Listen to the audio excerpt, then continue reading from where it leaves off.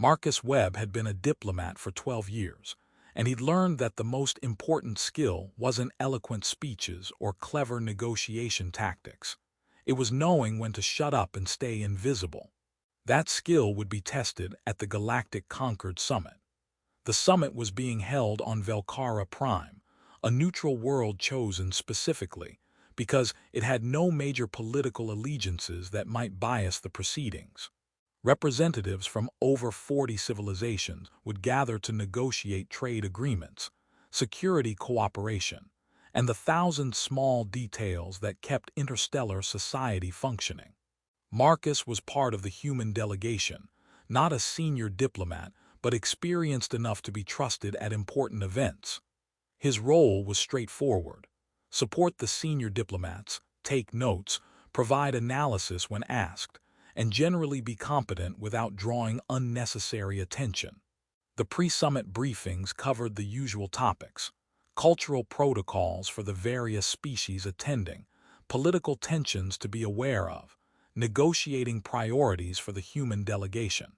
But one delegation received special emphasis. The Kael'sera Empire, senior diplomat Patricia Chen said, her tone becoming serious, ruled by Empress Kael'sera Ventaris.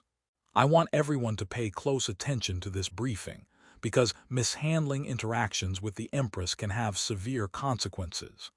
She pulled up an image, a tall Kael'sera woman with the elegant, vaguely predatory features characteristic of her species. Luminescent skin that seemed to glow faintly even in the photograph. Eyes that managed to convey intelligence and danger simultaneously. Empress Kael'sera has ruled the Kael'sera Empire for over 2 centuries, Chen continued. She's brilliant, politically shrewd, and absolutely ruthless with those who waste her time or attempt to manipulate her. Her empire is one of the most powerful in this sector, which means she holds significant influence over summit proceedings. What's our strategy for interacting with her? Someone asked. Minimal interaction, Chen said bluntly. Be respectful if you must speak to her, but don't seek her out. Don't try to impress her. Don't attempt to curry favor. The Empress is extremely selective about who she engages with, and those who draw her attention without being prepared for it tend to regret it. What kind of consequences are we talking about? Another diplomat asked. Political isolation, Chen said. Career destruction. In extreme cases, the Empress has used her empire's influence to have diplomats recalled or reassigned to positions where they can't cause further offense. She doesn't tolerate incompetence or manipulation, and she has the power to make life very difficult for those who cross her. The message was clear: maintain professional distance from the Empress. Let senior diplomats handle any necessary interactions. Don't get ambitious and try to make an impression. Marcus took the advice seriously. He'd seen what happened when mid-level diplomats got too ambitious and tried to leverage connections with powerful leaders. It rarely ended well and often ended careers. Better to be competent and invisible than to reach beyond your position and get slapped down.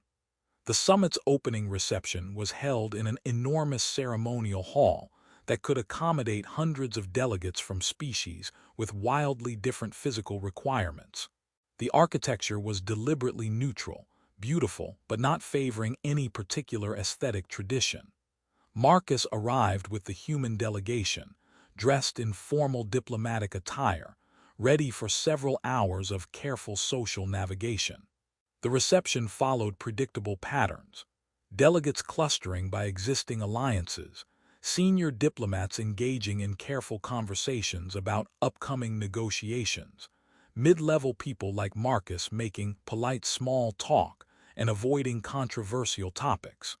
Marcus was discussing trade route security with a Taloran delegate when he became aware of a shift in the room's atmosphere, conversations pausing, attention redirecting toward the main entrance. Empress Kael'sera had arrived. The reaction was immediate and unmistakable. She was imposing even by Kael'sera standards, nearly 7 feet tall, wearing formal regalia that managed to be both beautiful and vaguely threatening. Deep colors that shifted in the light metallic accents that might be decorative or might be armor, the kind of deliberate ambiguity that powerful leaders used to keep people uncertain. But what struck Marcus most was her demeanor. Absolute confidence without arrogance, complete control without visible effort. This was someone who'd ruled for centuries and had long since stopped being impressed by displays of power others might attempt. She was accompanied by a retinue, elite guards, senior advisors, but the Empress herself seemed almost isolated within her own delegation. She maintained space that others respected but didn't cross, creating a bubble of formal distance even surrounded by her own people. Marcus watched from across the hall, careful not to stare, but observing the way other delegates reacted to her presence. Some approached to pay respects, senior diplomats from powerful civilizations who couldn't ignore her without causing offense. She received them with perfect diplomatic courtesy, but also with distant formality that made it clear these were obligations being fulfilled rather than genuine conversations. Others avoided her entirely, finding reasons to be in different parts of the hall, maintaining the careful distance that Marcus's briefing had recommended. The Empress noticed this, Marcus realized. He could see it in the way her gaze occasionally swept the room, in the slight tightening around her eyes when yet another delegation found excuses not to approach. She was isolated not because she wanted to be, but because everyone was too afraid of her reputation to risk genuine interaction. Marcus felt unexpected sympathy. He knew what professional isolation felt like. He'd gone through it earlier in his career after a failed diplomatic assignment had made other diplomats wary of working with him. It had taken years to rebuild his standing, but at least his isolation had been temporary. The Empress's seemed permanent, self-reinforcing. People feared her, so they avoided her, so she remained isolated, so her reputation for being unapproachable grew, making people fear her more. It was a cycle with no obvious exit. Marcus maintained his distance as instructed, continuing his polite conversations with delegates who were safe to talk to. But he watched the Empress with growing curiosity rather than fear, wondering what it was like to be that powerful and that alone in a room full of people. And he didn't notice that she was watching him too. The formal summit sessions began the next morning in a massive conference chamber, with seating arranged according to elaborate protocol reflecting power, status, and diplomatic relationships.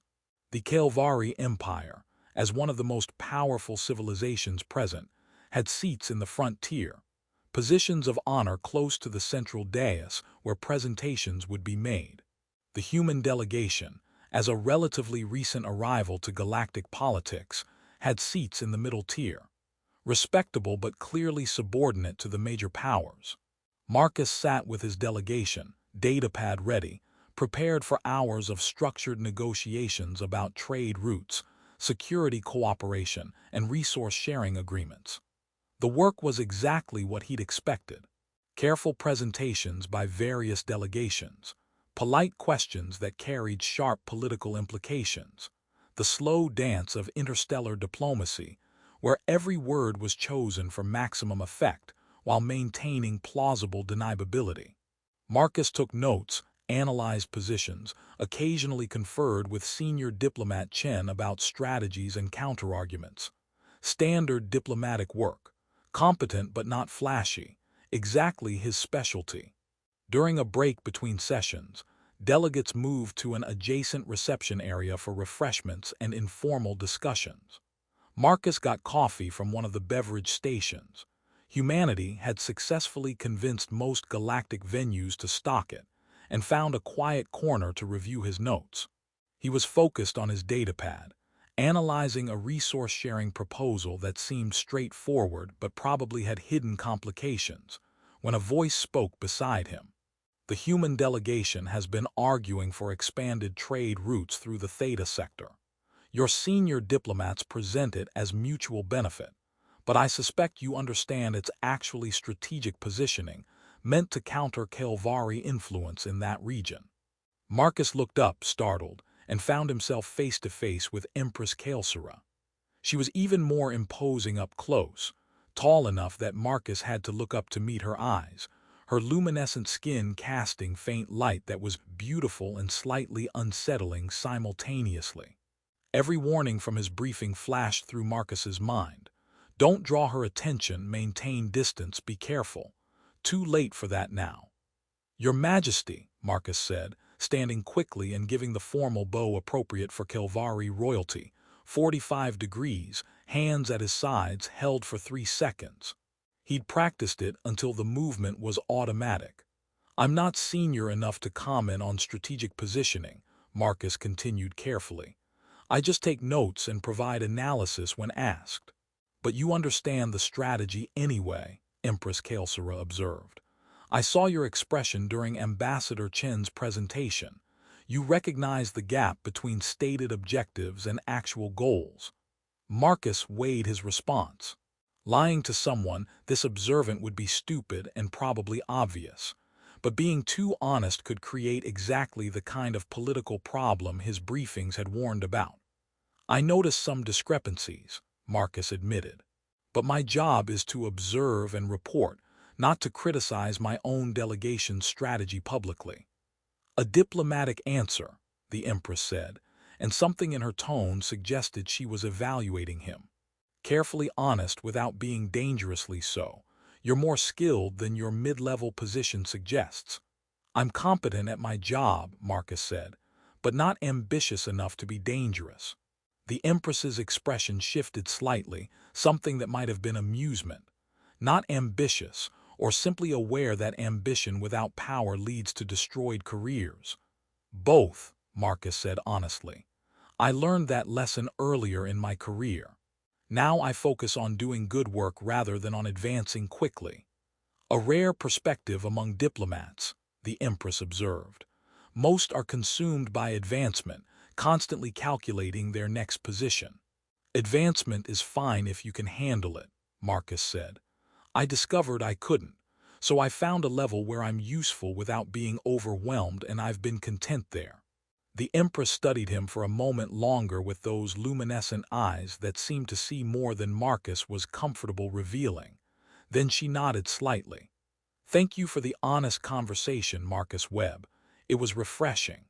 She walked away, her retinue materializing from wherever they'd been maintaining discreet distance, leaving Marcus standing in the corner with his coffee and a growing sense of concern about what had just happened. Over the next 2 days, Marcus noticed the Empress watching him occasionally during sessions, not obviously, but he was observant enough to catch the glances. Other people noticed too. Have you had prior contact with the Kael'sera? Senior diplomat Chen asked after one session where the Empress's gaze had lingered on Marcus for several seconds. No, Marcus said. She approached me during a break yesterday and we had a brief conversation. I was polite and professional, that's all. What did you talk about? Chen asked, concern evident in her tone. Trade routes and strategic positioning, Marcus said. She made an observation about our delegation's actual goals versus stated objectives. I neither confirmed nor denied, just acknowledged that I'd noticed the same discrepancy. Chen's expression was troubled. The Empress doesn't usually engage in casual conversation with mid-level diplomats. The fact that she's paying attention to you is concerning. Should I avoid her if she approaches again? Marcus asked. You can't refuse to speak with her if she initiates contact. That would be a worse diplomatic offense than whatever risk comes from conversation, Chen said. But don't seek her out. Don't try to leverage her interest into political advantage. Just be professionally polite and keep the interactions brief. Marcus followed that advice, staying focused on his assigned work and avoiding any appearance of trying to attract the Empress's attention. But on the 4th day of the summit, during the formal dinner, all his careful distance became irrelevant. The formal dinner was the summit's major social event. Hundreds of delegates seated according to elaborate protocol that had been negotiated for weeks, with every placement carrying political significance. The Kael'sera delegation had seats at the high table, positioned prominently to reflect their empire's power and influence. The human delegation was seated in the second tier, respectable positioning, acknowledging humanity's growing importance while making clear they weren't yet among the summit's major powers. Marcus had a seat that was perfectly appropriate for his level, nothing prestigious, but not relegated to the back, mid-tier for a mid-level diplomat. The dinner began with formal ceremonies, speeches from the summit hosts, acknowledgement of the major delegations, all the ritualized politeness that preceded actually eating. Then servers began circulating with the first course, and conversations started up around the hall. The careful diplomatic small talk that was really information gathering disguised as pleasantries. Marcus was making polite conversation with the Taloran delegate seated beside him about agricultural trade when he became aware of a disturbance rippling through the hall. Conversations paused mid-sentence. People turned to look toward the high table. Marcus followed their gazes and felt his stomach drop. Empress Kael'sera was standing, speaking quietly to one of her advisors who looked deeply concerned about whatever she was saying. Then she walked away from the high table, away from her seat of honor, and began moving through the hall with absolute confidence. Delegates shifted out of her way. Conversations died in her wake. Everyone was trying to figure out where she was going and why she would abandon her assigned seat. She stopped beside Marcus's table. Specifically, she stopped beside the empty seat directly next to Marcus, a seat that had been left vacant because one of the smaller delegations had canceled at the last minute. "This seat is unoccupied," Empress Kael'sera asked Marcus directly, and the question seemed to echo in the suddenly silent hall. "Yes, Your Majesty," Marcus managed, his brain struggling to process what was happening. "May I sit?" the Empress asked, and the question was clearly rhetorical because she was already settling into the chair beside him with practiced grace, arranging her formal robes. The silence in the hall was profound. Hundreds of delegates staring in shock at the spectacle of the Empress of the Kael'vari Empire, deliberately abandoning her seat of honor to sit beside a mid-level human diplomat. Marcus could feel the weight of their attention, could imagine the frantic speculation already beginning about what this meant, what political maneuvering was happening, what secret alliances were being formed. "Your Majesty," Marcus said quietly, very aware of everyone watching, "I'm honored, but I'm concerned this might create political complications." "It will," the Empress agreed calmly, as if discussing whether rather than appending the entire dinner's diplomatic choreography. "My court will be shocked that I abandon my designated seat. Other delegations will speculate endlessly about what this means for Kael'vari-human relations. Your own senior diplomats are probably panicking about the implications." She looked at him directly, her luminescent eyes meeting his. "But I chose this seat deliberately, understanding all of those consequences." "May I ask why?" Marcus ventured. The Empress was quiet for a moment, and when she spoke, her voice was low enough that only Marcus could hear. "Because you are the only person at this summit who treats me as a person rather than as a political asset to be courted or a threat to be avoided." "I just tried to be professional," Marcus said. "Exactly," the Empress said. "You were professional without being calculating. When I approached you 2 days ago, you didn't immediately try to turn our conversation into political advantage. You spoke honestly, admitted what you knew and what you weren't authorized to discuss. You treated me with respect without excessive deference or fear." She adjusted her seating slightly, the movement attracting renewed attention from the watching delegates. "Do you know how rare that is for someone in my position? How exhausting it becomes to navigate endless calculations and manipulations, never certain whether anyone sees you as more than your title and power." Marcus thought about his observations from the opening reception. The Empress isolated within her own power, avoided by those who feared her, and approached only by those seeking advantage. "I imagine it's profoundly lonely," Marcus said quietly.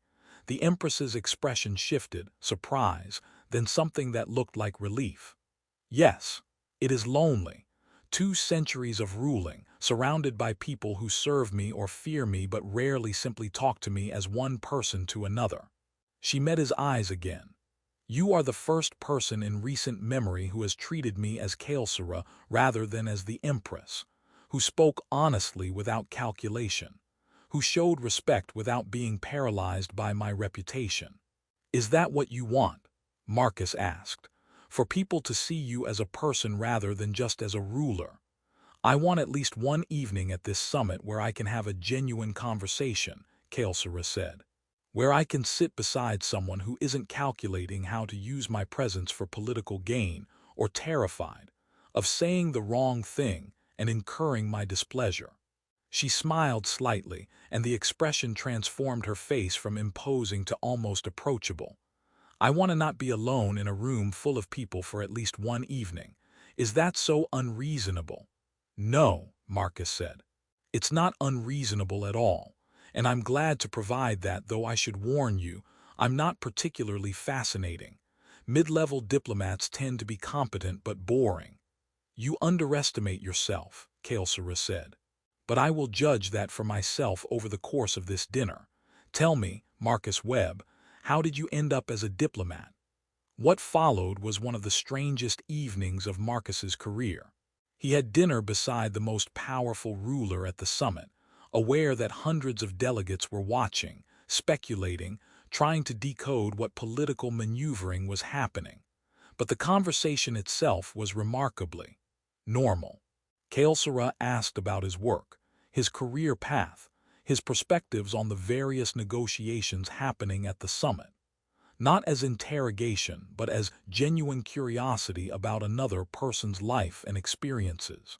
Marcus found himself relaxing despite the circumstances, talking to Kael'sera the way he'd talk to any respected colleague. Honestly, thoughtfully, without the excessive deference that usually characterized interactions with powerful leaders.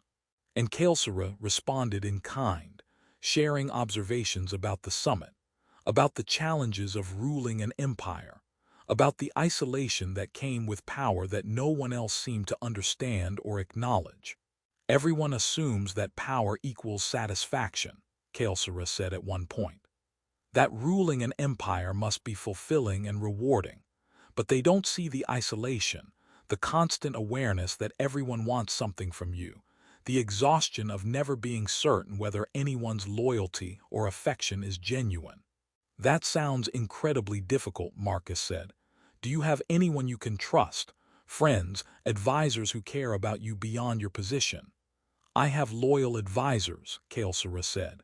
People who have served my house for generations. But friendship? She shook her head. How can you build friendship when you're always aware that the other person fears disappointing you or hopes to gain from knowing you? When you can never be certain whether someone likes you or just finds you useful? That's a terrible way to live, Marcus observed. It's the price of power, Kael'sera said. One I accepted 2 centuries ago when I took the throne. But that doesn't make it any less exhausting.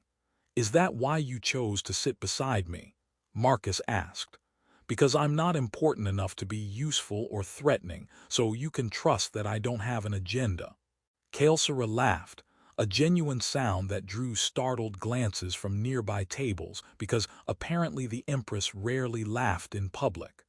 Partially, but also because you demonstrated something rare. The courage to speak honestly to power without being paralyzed by it. You were warned to avoid me, weren't you? Yes, Marcus admitted. My briefings emphasized that drawing your attention was dangerous. And yet you spoke to me honestly anyway when I approached you, Kael'sera said. You didn't flee or attempt to manipulate me. You just talked, like I was a person you respected rather than a threat to be managed or an opportunity to be exploited.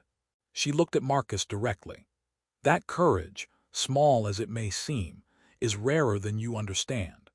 I chose to sit beside you because I wanted one evening where I could have a genuine conversation with someone who sees me as Kael'sera rather than as the Empress. Thank you for providing that. By the time the dinner concluded, Marcus had learned more about the reality of ruling an empire than any diplomatic briefing had ever taught him. and Kael'sera seemed lighter somehow, as if the simple act of honest conversation had eased a burden she'd been carrying for far too long. As delegates began leaving, Kael'sera stood, drawing immediate attention from everyone still in the hall. "Thank you, Marcus Webb," she said formally, loud enough for nearby tables to hear. "This conversation was more valuable than you know." "The honor was mine, Your Majesty," Marcus said, standing and bowing appropriately. Kael'sera hesitated, then added quietly, meant only for Marcus's ears. "They warned you to avoid me. They told you that drawing my attention was dangerous, and yet you spoke to me with honesty and respect anyway. That courage is rarer than you think. I hope you don't regret it." She walked away, her retinue falling into formation around her, leaving Marcus standing beside his empty table while hundreds of delegates stared and whispered and speculated. Senior diplomat Chen appeared at his elbow within minutes, her expression mixing concern and confusion. "What just happened? Why did the Empress abandon the high table to sit beside you?"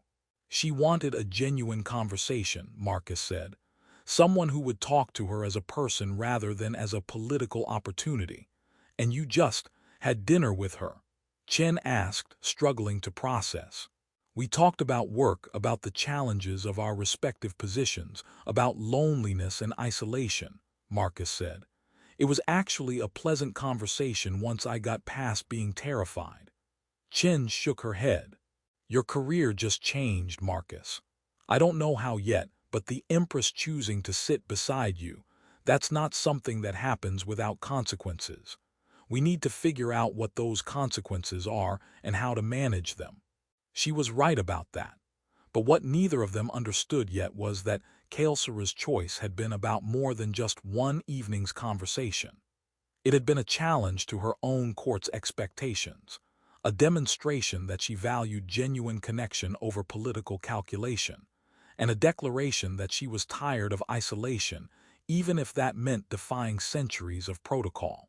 And for Marcus, it was the beginning of an unexpected connection with a lonely empress who'd spent 2 centuries surrounded by people, but fundamentally alone, until one mid-level diplomat was too honest to be properly intimidated and respectful enough to see past her fearsome reputation to the person beneath the crown. 6 months later, Marcus stood in his office on Earth, reviewing reports from the latest round of human Kalvari trade negotiations, when his communication system chimed with an incoming priority message. The sender ID made him pause. Kalvari Imperial Court, direct communication from Empress Kael'sera of Antares. 6 months had passed since the summit. 6 months since that dinner where the Empress had chosen to sit beside him, sparking weeks of diplomatic speculation and analysis. The immediate aftermath had been intense. Endless questions from senior diplomats trying to understand what had happened, intelligence analysts reviewing every word of his conversation with Kael'sera. The table had been monitored, naturally, political officers trying to determine if the Empress's attention represented opportunity or threat. But eventually, things had settled. Marcus returned to his work, the diplomatic world moved on to new crises and opportunities, and the incident became just an interesting footnote in summit proceedings. Except for the fact that Kael'sera had continued occasional contact. Not frequently, maybe once a month, brief messages asking his perspective on some diplomatic matter or sharing an observation about interstellar politics. Always professional, but with an undertone of genuine interest that suggested she valued his input beyond its political utility. Marcus had responded carefully, maintaining the same honest but professional tone that had apparently earned her initial respect. And gradually, the communications had become less formal, more like conversations between colleagues who respected each other. This message, though, was different. Direct communication with a priority flag, sent through diplomatic channels that required immediate attention. Marcus opened it. "Marcus Webb, I am writing to request your assistance with a matter of personal, rather than purely diplomatic significance.